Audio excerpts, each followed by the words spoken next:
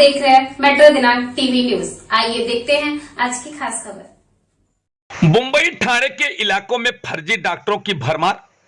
कलवा में डॉक्टरों की लापरवाही से 2 साल के बच्चे की हुई मौत।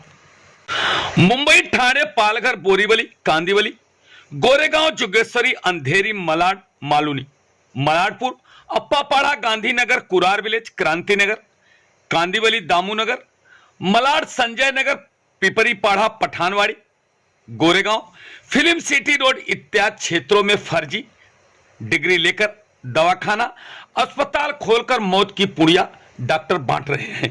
पुलिस महानगर पालिका मेडिकल काउंसिल फर्जी डॉक्टरों द्वारा किसी भी पेशेंट के मौत होने के बाद ही कार्रवाई करती है। कुछ फर्जी डॉक्टर राजनीतिक पार्टियों से जुड़े हैं और कुछ हफ्ता देकर दवाखाना और अस्पताल कानून की धज्जियां उड़ाते हुए चला रहे हैं। गौरतलब है कि मुंबई से सटे कलवा में राजेश यादव ने 25 जून 2022 को उनके 2 वर्ष के बेटे को मामूली चोट लगने पर साईं सेवा अस्पताल में लेकर गए। वहां उपस्थित डॉक्टर बीके यादव, सुभाष यादव, जाफर खान ने कहा कि मामूली चोट है, घबराने की कोई जरूरत नहीं, गारंटी के साथ बोलता हूं आप भर्ती करो। जब राजेश यादव ने बच्चे को भर्ती किया मगर डॉक्टरों की लापरवाही से रात को ही बच्चे की मौत हो गई। पीड़ित राजेश यादव ने पुलिस थाने में एफआईआर दर्ज कराने गए मगर पुलिस ने पहले सब कुछ कार्रवाई करने का भरोसा दिया मगर एक दिन बाद पुलिस एफआईआर लिखने से इनकार कर दिया। पीड़ित पिता ने अपने मृतक बेटे की पीड़ा को झेलते हुए कोर्ट का दरवाजा खटखटाया। कोर्ट ने डॉक्टरों के खिलाफ एफआईआर दर्ज कर गिरफ्तार करने का आदेश दे दिया है। फिलहाल फर्जी डॉक्टर बीके यादव, सुभाष यादव, जाफर खान फरार है। मेडिकल काउंसिल ने उनकी डिग्रियां फर्जी करार दिया है। गौरतलब है कि ठीक इसी प्रकार से उपयुक्त क्षेत्रों में कई मरीजों के मौत होने के बाद कई डॉक्टर गिरफ्तार किए गए हैं। आइए हम देखते हैं मेट्रो दिनांक टीवी न्यूज पर पीड़ित पिता राजेश यादव और उनके वकील शिव पासी ने 2 वर्ष के बच्चे के मौत के बारे में क्या कुछ कहा। हाँ सर, आपका क्या नाम है, आप कहाँ पे रहते हैं और क्या घटना घटी थी आपके साथ? मैं राजेश यादव हूँ, कलवा भास्कर नगर में रहता हूँ। घटना यही घटी है, मेरा एक लड़का था, वो गिर गया था, उसको हल्का सा इंजरी थी। मैंने लेके गया अस्पताल में, साईं सेवा अस्पताल का नाम है, और गारंटी के साथ उसमें एडमिट लिया गया। मेरे से रिपोर्ट मांगा गया, पैसा मांगा गया, मैंने सब कुछ दिया। कितना पैसा दिया? पैसा मैंने 15,000 दिया था। हाँ। और उन्होंने इलाज के लिए गारंटी लेके एडमिट दिया था और सुबह 9:30 बजे एडमिट किया था, शाम 5 बजे एक्सपायर हो गया बच्चा। और कोई वहाँ ट्रीटमेंट के टाइम कोई था नहीं। 11 बजे 12-1 बजे तक थे, उसके बाद चले गए कहीं, कोई देखने वाला था नहीं। और उनको मेरे को रेफर भी नहीं किए, इधर उधर घुमाए और मेरे बच्चे की डेथ हो गई।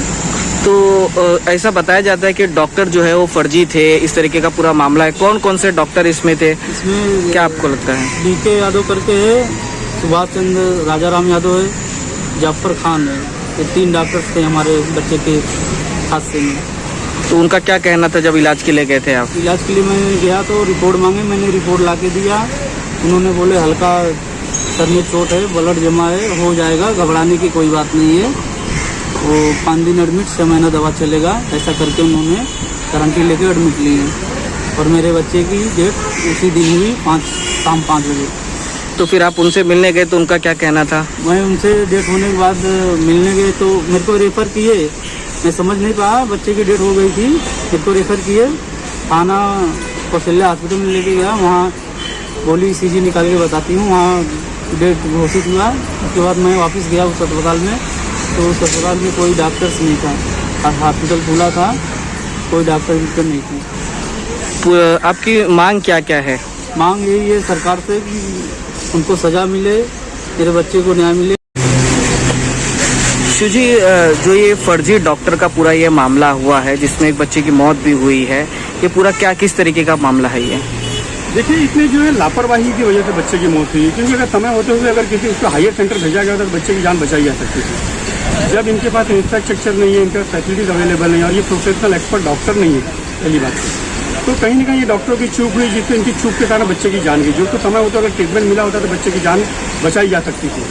तो ये इसमें अगर दोषी है तो ये सारे डॉक्टर जो इसके ट्रीटमेंट किए, प्लस ये जो फर्जी हॉस्पिटल चला रहे थे, जो इसके मालिक थे वो इसके जिम्मेदार हैं, और इनके ऊपर FIR होने के बावजूद भी इस तरह के कार्य कर रहे थे। ये फर्जी हॉस्पिटल चला रहे थे और ये फर्जी डॉक्टर थे जो वहाँ ट्रीटमेंट कर, ये इसकी पूरे बच्चे की मौत की जिम्मेदार ये लोग हैं। इसमें जो डॉक्टर है वो कौन कौन से डॉक्टर इसमें शामिल हैं और उनकी क्या डिग्री थी?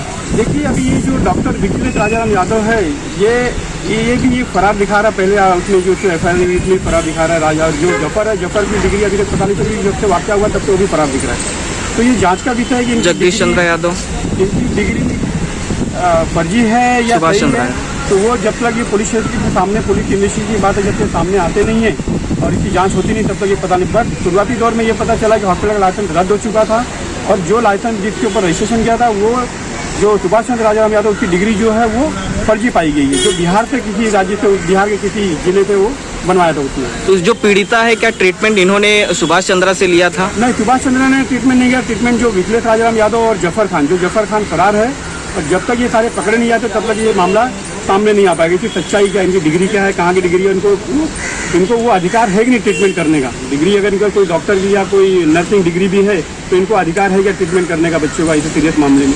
तो क्या इनके पास ऐसी तरीके की कोई डिग्री है? क्या मेडिकल काउंसिल ने क्या उस मेडिकल काउंसिल ने जो बताया है सुभाष चंद्र राजाराम यादव की डिग्री वो फर्जी है, वो पूरी तरह से फर्जी है। जो महाराष्ट्र मेडिकल काउंसिल ने उसकी इन्वेस्टिगेशन की, उनसे रिपोर्ट मंगाया, उनका रिपोर्ट है कि ये डिग्री फर्जी है, उसी बेस पे इनका लाइसेंस रद्द हुआ था। जफर और जिन्होंने ट्रीटमेंट किया था उनकी डिग्री भी फर्जी ही है, क्योंकि जब तक वो सामने नहीं आते तो फर्जी समझा जाएगा कि वो भाग रहे हैं। अभी तक जान अभी केस का क्या स्टेटस है? अभी कोर्ट ने FIR दर्ज करने का ऑर्डर दे दिया है हमें, और पुलिस स्टेशन को भी हमने कॉपी दे दी है। पुलिस से जल्द से कार्रवाई करने का आश्वासन दे रही है हमें। हम कॉपी उनको दे रहे हैं, प्रोवाइड कर रहे हैं सारे डॉक्यूमेंट भी, और हमने जो भी डॉक्यूमेंट थे उसके वो हमने हाईकोर्ट के सामने भी रखा हुआ है, हाईकोर्ट में भी जमा किया है। वो भी मामला लंबित है। 25 जून को यह मामला था, 2022 में 2023 हो चुका है। कंप्लेन भी कई बार कोशिश करने की गई थी। क्या इसमें पुलिस की भी लापरवाही देखी जा रही है? बिल्कुल बिल्कुल, आप देखेंगे तो पुलिस की पूरी लापरवाही है। अगर आप देखे जाए तो सुप्रीम कोर्ट और हाई कोर्ट बार बार इसके ऊपर मामले में बार बार जजमेंट दिया है। आप अगर देखें ललिता कुमारी versus state of Uttar Pradesh का जजमेंट निकालेंगे तो सुप्रीम कोर्ट ने क्लियर कट बोला है कि अगर कोई भी मामला है तो पहले आपको FIR दर्ज करना, बाद में आपको इन्वेस्टिगेशन करना है। जब इतना संगीन मामला था, एक बच्चे की मौत का मामला था, एक बच्चे की जान चली गई थी, जब उसका फादर जाता है उसके ऊपर उसकी FIR नहीं ली जाती, कोई कंप्लेन नहीं की जाती, कोई उसको आश्वासन नहीं दिया था इंक्वायरी का, उल्टा उसके ऊपर एक दर्ज कर दी जाती है। तो पुलिस की चूक तो थी, इसमें पुलिस ने कोई कार्रवाई नहीं की, और उसने दूसरे दिन ही पुलिस को कंप्लेन दिया है, जिसकी कॉपी हमने कोर्ट में जमा की है। फिर हमने अक्टूबर महीने में पुलिस कमिश्नर को भी, थाने उनको भी कंप्लेन दिया, और फिर थाने म्युनिसिपल कमिश्नर उनको भी कंप्लेन दिया, फिर गृह राज्य मंत्री उनको भी दिया हमने। ऐसे हमने सारे जगह दिया। जब कोई उस पर कार्रवाई नहीं हुई तो हमें फाइनली कोर्ट का दरवाजा खटखटाना पड़ा, और फिर कोर्ट में हमने कंप्लेन दाखिल करके कोर्ट को जब मामला बताया तो कोर्ट ने इस मामले को संज्ञान में लेते हुए और इस पर डिटेल आर्गूमेंट सुनने के बाद कोर्ट ने इस पर ऑर्डर किया कि इनके ऊपर तुरंत FIR की जाए, इसकी इन्वेस्टिगेशन की जाए।